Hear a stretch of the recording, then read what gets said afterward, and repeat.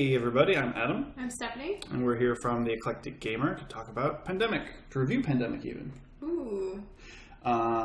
Pandemic is a game by Z-Man Games, and before we get into our review, talking about what it's like, here's Stephanie to talk about how to play the game a little bit.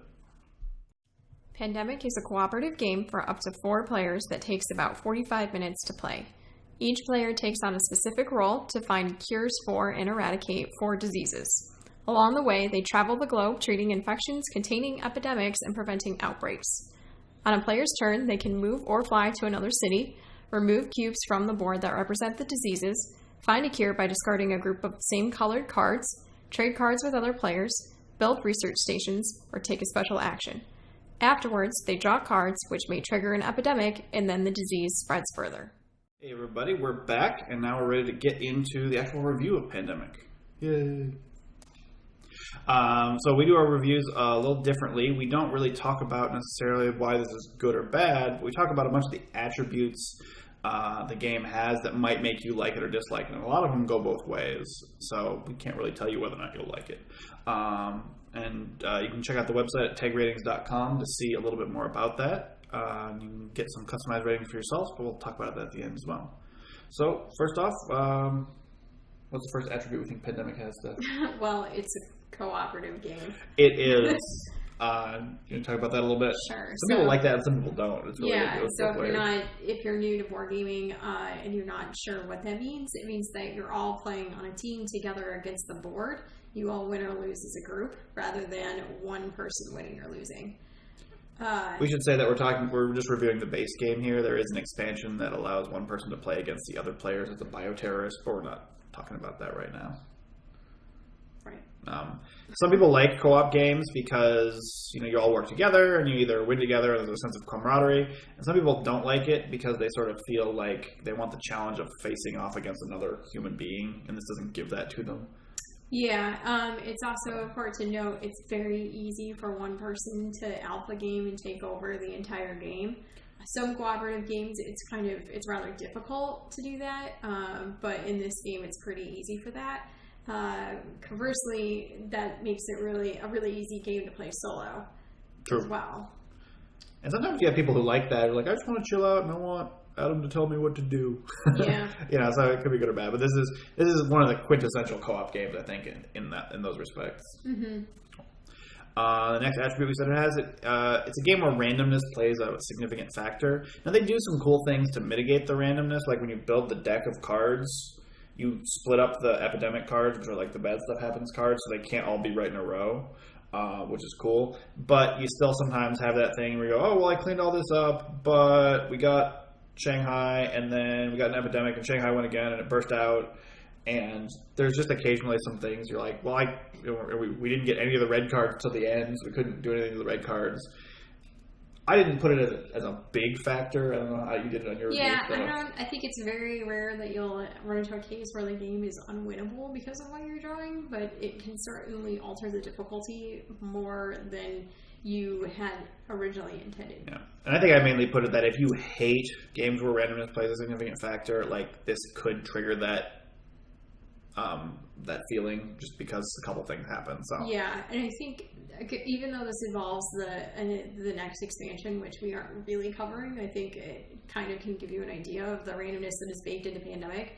We were playing with the ultra hard max number of epidemics, virulent strain, also with a mutated virus. Like, we tried to add the difficulty level, ramp it up as much as possible. And we were still able to breeze through the game because of the way the deck was shuffled. We drew everything perfectly. So just to give you an idea that it can work out very well in your favor or very not well in your favor, and both of those can make for an unpleasant or not desirable playing experience. But some people also like that just because it keeps things fresh, right? If it's not deterministic and you don't know exactly what's going to happen, it'll keep it interesting too. So yeah, randomness is good for some people. I actually prefer games that have a little bit of randomness, or else they start to feel a little stale to me. So I enjoy that Pandemic does have an element of randomness. Yep. All right, what's next stuff? Well, Pandemic is a strategy game. True. There's a good amount of there's a lot of strategy. And we talked a little bit about stuff we talked about in the rules where you're trying to figure out you only have 4 actions a turn, right? And you're trying to figure out what the best use of those actions are. And sometimes you have to leave cities infected. And we didn't talk about this game being resource management. That's not something we had. But the cards in your hand, they can be used to travel or find cures. And so a lot of times you got to make some tough choices. And it's fun. And then lastly, we said it's very simple rules. So this was one of the first games that we played. We were able to pick it up pretty quickly. We played a lot of it. Whenever we were playing with new people, this is almost always one of the games that we introduced first. Totally. Yeah. Because the rules are simple enough that anybody can pick them up basically on just hearing them the first time.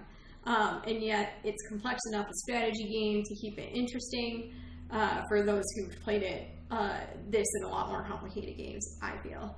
I also think that it's generally one of the first cooperative games that of the people that we've introduced it to that they've played. Yeah. So the fact that it's got simple rules, the fact that it's strategy, the fact that it's cooperative, I think all make good candidates for being one of the first games you play or that you can introduce to other people. Yeah, so it's interesting. We've had people say, "Oh, you should add a good for beginners attribute."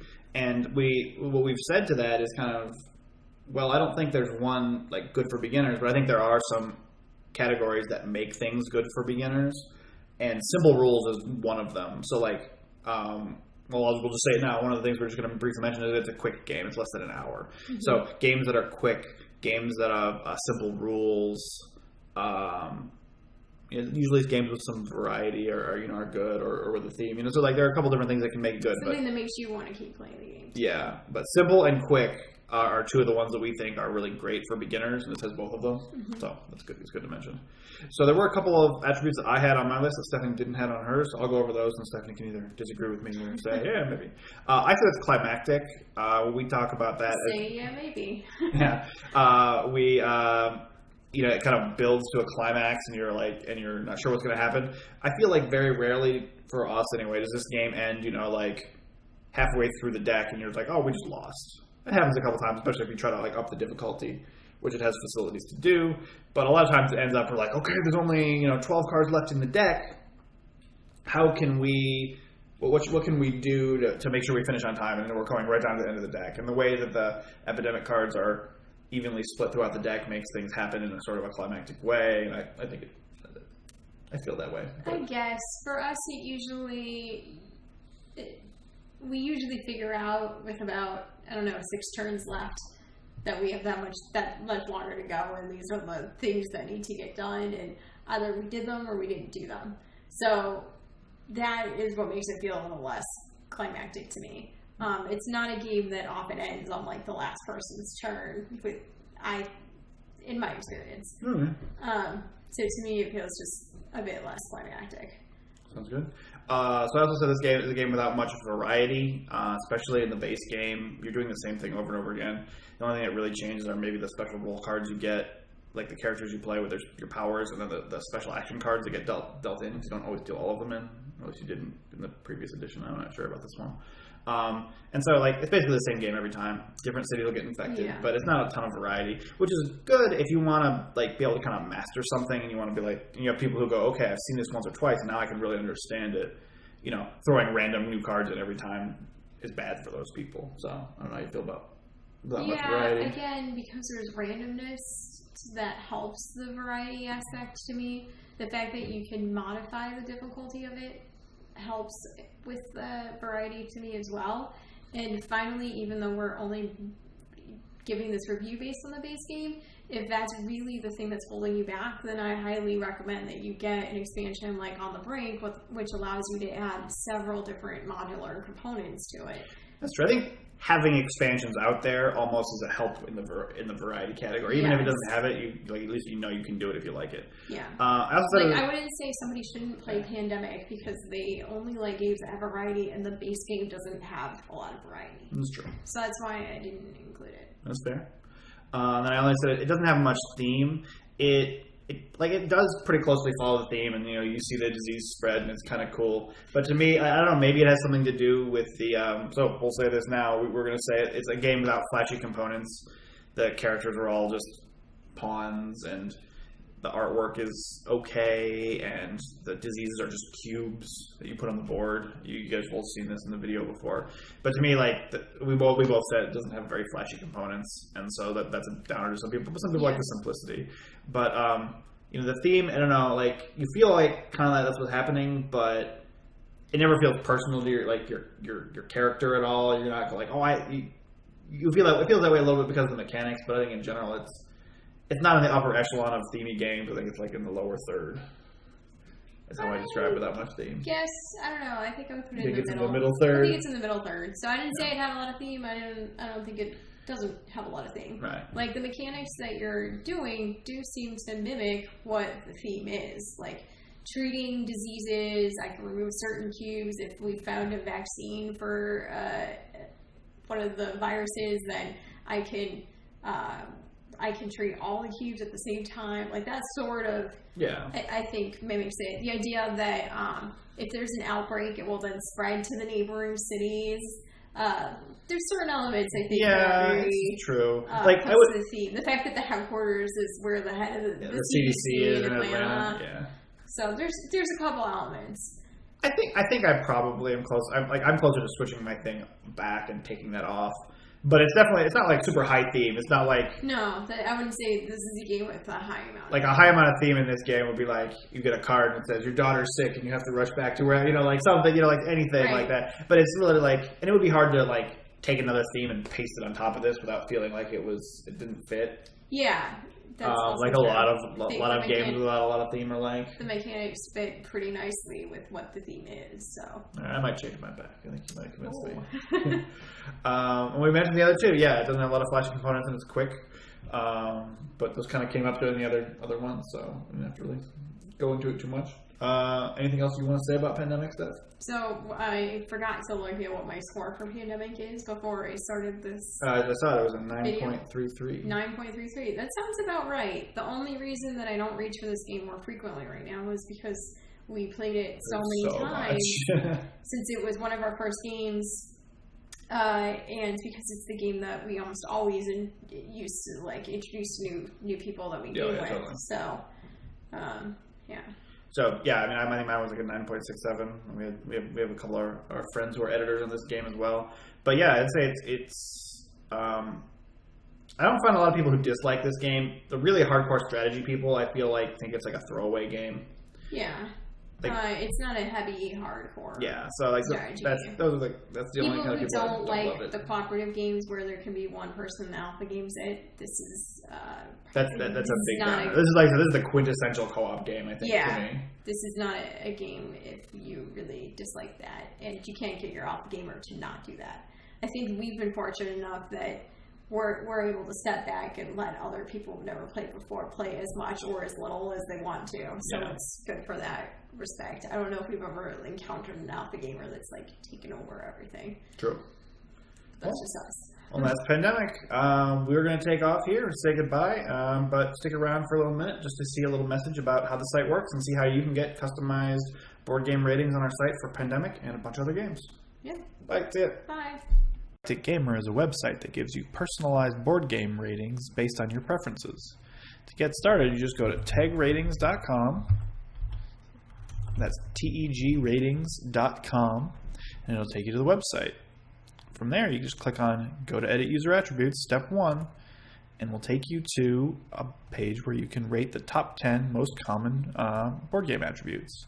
So you can say things like, I love games with lots of variety, I like quick games, I like silly games, and I like strategy games.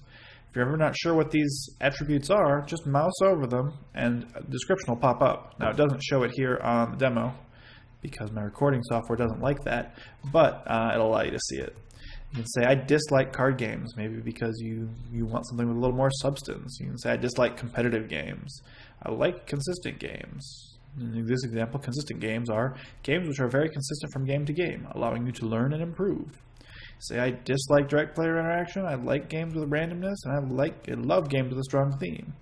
Then you just click Submit, and we'll get you some customized board game ratings. Now you look at here, and it'll give you ratings for all these games. And this is just not just generic ratings on a 1 to 10 scale. This is based on your preference. So, based on what I just inputted, it thinks Betrayal at House on the Hill will be a 10 out of 10 for me. Tales of the Arabian Nights will be a 9 out of 10. Battlestar Galactica will be an 8.67 out of 10, and so on. Now, if you want to keep track of what those ratings are actually for you, you can use your rating right here. I can say, yes, Betrayal at House on the Hill is a 10. Tales of the Arabian Nights is only a 9, and so on. Now, you notice it does say missing attributes here, so if you want to go rate some more attributes and get some even more accurate ratings, you can just click on the link here and you're good to go. Now, you can also log in or register if you want to save these ratings, so you can come back and do it and check the ratings again later and check out when we get new games in there. You can also click on any of these game links to go to the specific page for that game, and it'll show you a description of the game, picture of it, link where you can buy the game, and also show you why the game has the rating it does, and it'll show you the attributes that you clicked on that contributed to this rating of a 10 in this case. Finally, once you're logged in, you can actually create these game profiles for yourself, but I won't go through that in this video. As you can see here on the Getting Started page, there's a nice video that shows you how to create your own game profiles. And you can contribute to the site. You can actually, when you create those game profiles, it'll show up here under the community rating. So you notice that in some of these, such as Battlestar Galactica, we have a different rating for the community rating and the editor rating. That's because some users have gone in and created ratings themselves, and you can do that as well and help us out. Well, hope to see you on the site, and be sure to send us any questions you have about the site or any of the videos to webmaster@theeclecticgamer.com. Thanks. Bye.